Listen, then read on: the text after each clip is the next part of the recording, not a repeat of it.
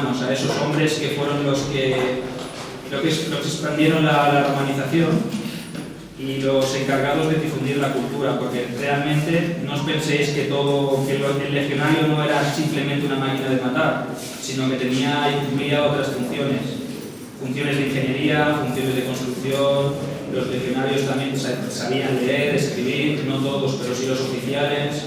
Entonces, a partir de aquí he querido contar con los aquí presentes, los amigos de la cuarta, los compañeros de la tercera corte también que vienen aquí, para simular o para representar un poquito lo que es el legionario en sí, ¿no? La base. Entonces, si para el público que no esté muy familiarizado, yo sé que todos vosotros os movéis un poquito en este mundillo, pero quería hacer un poquito de resumen sobre cómo era la vida del legionario, la vida en un campamento. La vida en un campamento romano. Para ello quería empezar un poquito por lo que era el reclutamiento en sí, ¿no? La primera parte de la vida del legionario. Hay que decir que para ser legionario romano, él debía ser ciudadano, debía obtener la ciudadanía romana. Todos aquellos que no eran ciudadanos romanos pues servían como aliados o como auxiliares. Los años de servicio, pues un legionario romano en época de Augusto servía 20 años de servicio, podía reengancharse, evidentemente luego una vez finalizada su servicio, pues podía optar a recibir una compensación económica que me parece que equivalía por aquel entonces a unos 12 años de paga, y luego tenía acceso a una pequeña parcela de tierra a la que se tenía que dedicar como él para trabajar, ¿no? Digamos. Los auxiliares y lo que sería la infantería de marina, los classici milites, que son los que luchaban en los barcos. Esta gente tenía que servir 25 años. Entonces, tras los 25 años, los auxiliares obtenían la ciudadanía. Por tanto, si se reenganchaban, podían pasar a formar parte de algún tipo de legión romana. Incluso los hijos de los auxiliares que se licenciaban con la ciudadanía pasaban a formar parte de la legión también, ¿no? Podían enrolarse en una legión. También había una franja de edad para alistarse que iba entre los 17 y los 46 años aproximadamente, aunque se conocen casos, las fuentes hablan de casos de legionarios que se alistaron con 14 y 15 años, porque había unos requisitos físicos también que se debían de cumplir a nivel de altura, de corpulencia, dado que la vida del legionario no era una vida sencilla. Los que queráis ver algo, pues simplemente os acercáis al campamento romano y allí veréis que cualquiera no puede ser legionario, ¿no? Tenías que cumplir unos requisitos físicos porque luego había un duro periodo de formación y el día a día del legionario también era muy complejo.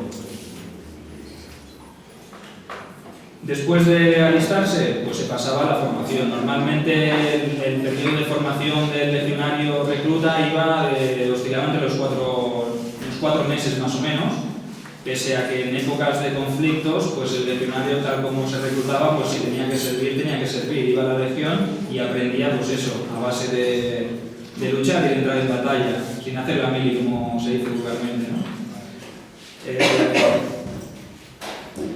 El día a día, pues 2-3 veces al mes los legionarios tenían que marchar entre 28 y 30 kilómetros con todo el equipo cargado a cuestas. Eso es lo que les hacía tener ese fondo y esa resistencia, ¿no? Porque no cualquiera estaba capacitado. Aparte de las marchas diarias, de estas marchas mensuales que hacían, también se ejercitaban con lo que son las armas. Empezaban ejercitándose con las rubis, las espadas de madera. No sé si tenéis alguna por aquí, compañeros, para enseñar. Que eran bastante más pesadas que el gladius.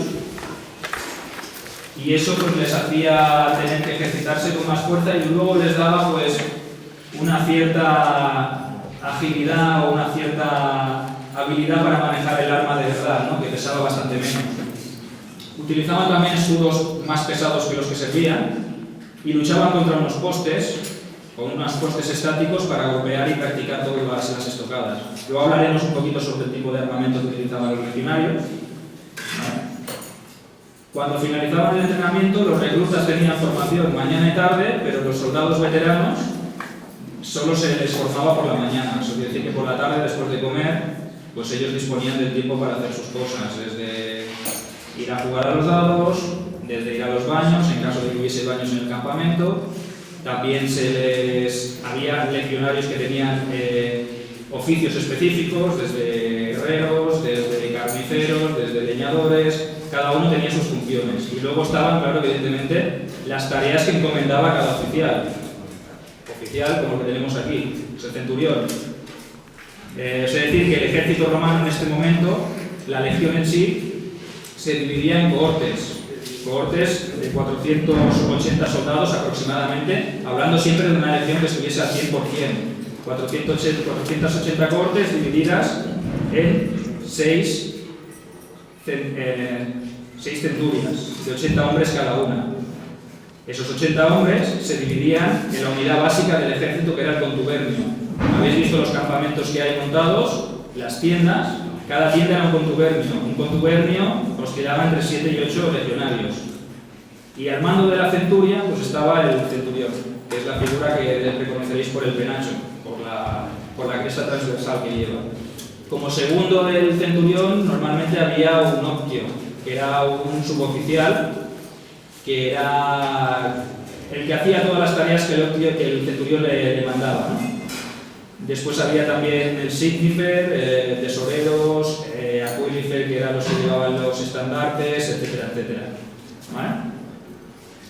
Si os parece, un poquito hablaremos sobre el equipamiento del legionario. Empezaremos un poquito a hablar por el equipamiento defensivo. Para ello veréis que hay legionarios que tienen varios tipos de armadura. Estaría la lórica hamata o amata, que es la típica cota de mallas. Ahora se acercará un legionario que la viste.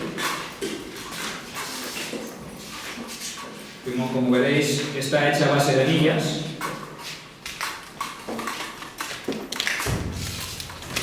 Y si puede acercarse, pues pasaríamos a enseñar lo que sería una lórica segmentada, que sería la armadura de placas, que era una armadura que se fue introduciendo ya a partir de primeros del Imperio, a partir del cambio de siglo, del siglo I antes al siglo I después, y ofrecía una mayor seguridad, protegía mejor, lo que a veces podía ser un poquito más incómoda de llevar, era más pesada.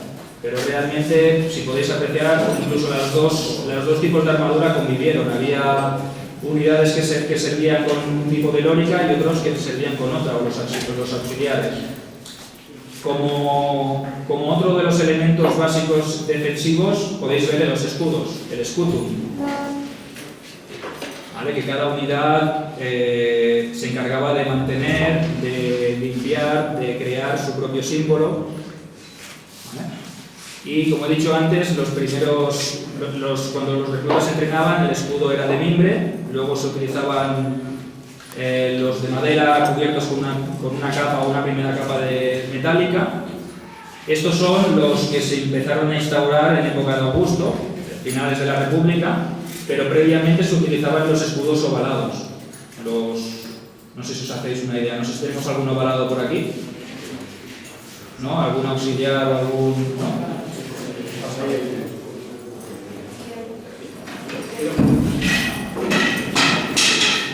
Tracio, levantad vuestro escudo, Tracio. Perfecto. Gracias, Julio. En todo caso, tenemos también otro tipo de escudo, que es el que llevaban algunos de los portaestandartes o centuriones que combatían con un escudo más pequeño, tipo rodela, ¿vale? Tipo redondo. Arma. Como este que tenemos aquí. Posteriormente, otro de los elementos defensivos fundamental sería el galea o el casco. ¿Vale? El casco, que veis que evoluciona también con el paso de los años y va obteniendo pues una mejor defensa para el legionario que lo lleva. Se incluirán orejeras, se incluirán viseras o se incluirá un protector de nuca. Los penachos, como veréis, normalmente el legionario de tropa el legionario básico no llevaba ningún tipo de ornamento. simplemente llevaba el acabado en punta, ¿no? Y lo que sí que hay alguna excepción, si mal no recuerdo, si alguno de los presentes me corrige si me equivoco, era la quinta legión Laudae, que por el nombre que venía de los alondras, de un pájaro, acostumbraban a llevar, o se les permitió que llevasen las plumas del animal encima como penacho del casco, ¿no? Los centuriones, como veréis, el penacho es diferente, es un símbolo para que se les reconozca en el campo de batalla. Como elementos defensivos, yo creo que esto es lo más básico. A nivel de ataque, que es lo que más llama la atención. Si queréis mirar un poquito primero al centurión, veréis que lo primero que lleva en la mano es una gladius, pero la otra mano lleva una vara, una viris, que es un palo de vid, de madera. ¿Qué hacía con esto el centurión? Pues con esto pues daba las órdenes, impartía si era necesario algún tipo de castigo. Si una orden no se cumplía, golpeaba el escudo, golpeaba la cabeza del recluta o del legionario para que obedeciese la orden. No sé si quieres hacer alguna demostración, centurión. Gladia dulcite, ia! Gladia recóndite, ia! ¡Más rápido! ¡Un Tracio te hubiera matado! Perfecto, gracias centurión por el apunte. Pues vamos a lo que es el gladius. Como veréis, creo que es una de las armas más importantes, más relevantes. Se dice que es la espada más efectiva de la antigüedad. Proviene de los celtíberos, de los mercenarios celtíberos que tenía Aníbal en sus ejércitos cartagineses. Y como comprenderéis, como veréis, no sé si alguno de los presentes puede mostrar el gladius desenfundado. ¿Tenemos ahí desenfundado? Gladius edúchite, ia! No es un arma excesivamente larga, el filo no está hecho para cortar, pese a que corta, ¿vale? Pero la efectividad de este arma era el acuchillamiento, digamos. Estaba hecha para acuchillar, para perforar y para traspasar. Lo que funcionaba era la estocada. No se buscaba rajar ni hacer un golpe, sino perforar.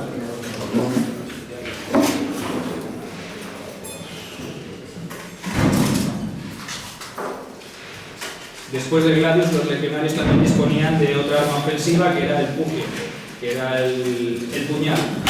Digamos que era de la misma confección que el gladius, pero un poquito más cortito. ¿De acuerdo? Y el tercer elemento ofensivo era el pilum. Tenemos un pilum por allí, que era la lanza jabalina, que cada legionario llevaba 2 pilum en combate, que eran armas arrojadizas que se lanzaban antes de combatir, como previo al encontronazo físico.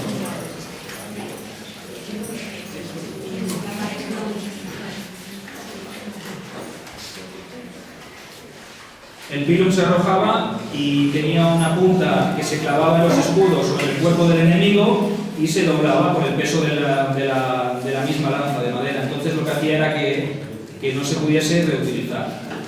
Si os parece, ahora hablaremos un poquito, nos harán una demostración los legionarios sobre una batalla naval. Importante porque en mi libro sale la batalla de Actium, una de las batallas navales más importantes de la antigüedad entre Cayo Julio César y Marco Antonio y Cleopatra. Entonces ellos representarían lo que será un combate en la borda o un abordaje de una nave griega.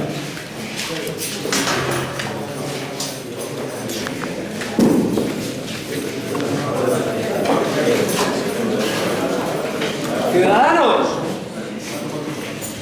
me llamo Salonio y soy el centurión que hoy os va a presentar la escenificación de la batalla de Actium. Por un lado tenemos a la segunda Augusta, dirigida por Neo Paulo, y por otro la cuarta Macedónica, liderada por Salonio. Legionari, ¿estáis preparados?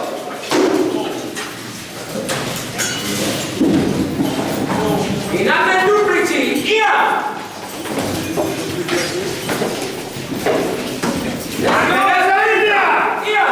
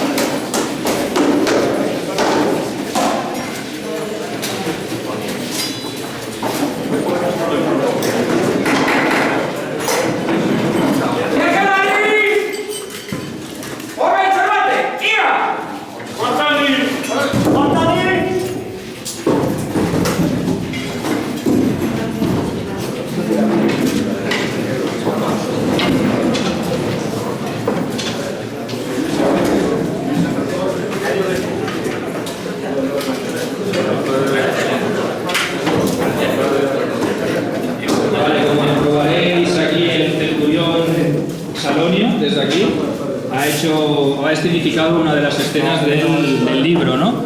Que es el asalto de la Cuarta Macedónica contra una de las legiones que luchó en Actium también, parte de Marco Antonio, que sería la segunda Augusta.